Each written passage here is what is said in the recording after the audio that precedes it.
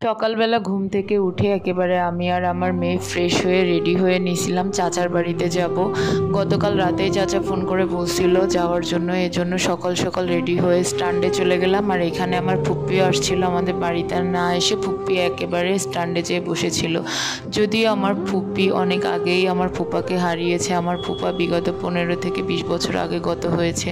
তারপরে ফুপ্পিকে দেখলে অতটা বোঝা যায় না। চাচার বাড়ি যাইতেছিলাম আর আশেপাশে এত সুন্দর ওয়েদার, আমি একটু ছোট ছোট ক্লিপ অ্যাড করতেছিলাম।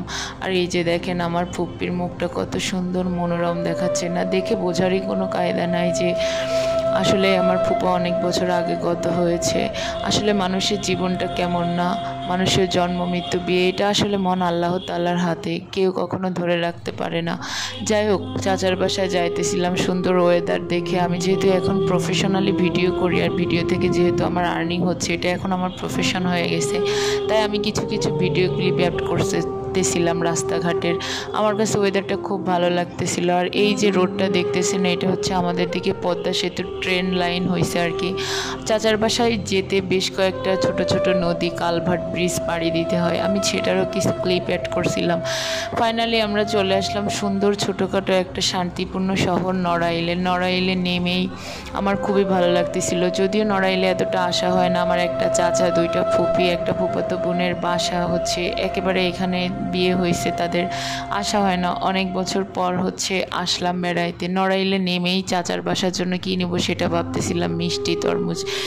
তারপরে ফাইনালি একটা তরমুজ নিয়েছিলাম। চাচার বাসায় এসে আগে আমি একটা ভিডিও নিতেছিলাম, যেহেতু আমি এখন ভিডিওতে প্রফেশনাল, তাই চাচা কিছুদিন আগেই রিটায়ার করছে। আর চাচি অন্যদিকে চাচাকে ভালো রাখার জন্য সবসময় কাজের মধ্যে ব্যস্ত থাকে, কাজকর্মের মধ্যে না থাকলে অসুস্থ হয়ে যাবে বলে চাচারে হাঁস মুরগি এইগুলো পালতে দেয়। এখানে যতগুলা হাঁস মুরগির ঘর দেখতেছেন সবই চাচা বানাইছে, কবুতরের ঘরটাও নাকি চাচা বানাইছে, চাচি যেটা বললো। আর এখানে চাচা চাচি দুইজনে একসাথে হাঁস মুরগিগুলো পালে। এখানে ছিল রাজহাঁস, চীনের হাঁস, পাতি হাঁস, কবুতর, দেশি মুরগি, মোরগ, অনেক কিছু। আর এই যে দেখেন না কবুতরগুলো কত সুন্দর লাগতেছে। এই যে এটা হচ্ছে রাজহাঁসের বাচ্চা, এটা হচ্ছে চীনের হাঁস, পাতি হাঁস আছে। আর ওই যে দেখেন কত সুন্দর সুন্দর মোরগ। যদিও আমার চাচা অনেক আগে, আমার জন্মের আগে নড়াইল কলেজের প্রফেসর ছিল, মহিলা কলেজের, তখন নাকি 3000 টাকার চাকরি করতো। এইটা আমার বড় বোন আমাকে গল্প শোনায় যে আজকে চাচার আলিশান একটা বাড়ি হয়েছে। এটাতে আমার অনেক ভালো লাগে যে আমার চাচা অনেক কিছু করতে পারছে। লাস্ট টাইম আমার চাচা হচ্ছে সচিবালয়ে জব একটা পাইছিল, ট্রান্সফার হয়ে সে আসলে নিজেকে সাকসেস হয়েছে। আর এই যে আমার চাচি আমার জন্য দেশি মোরগ রান্না করছিল, রাতে খাইছিলাম তরমুজ। ভিডিওটা কেমন লাগলো অবশ্যই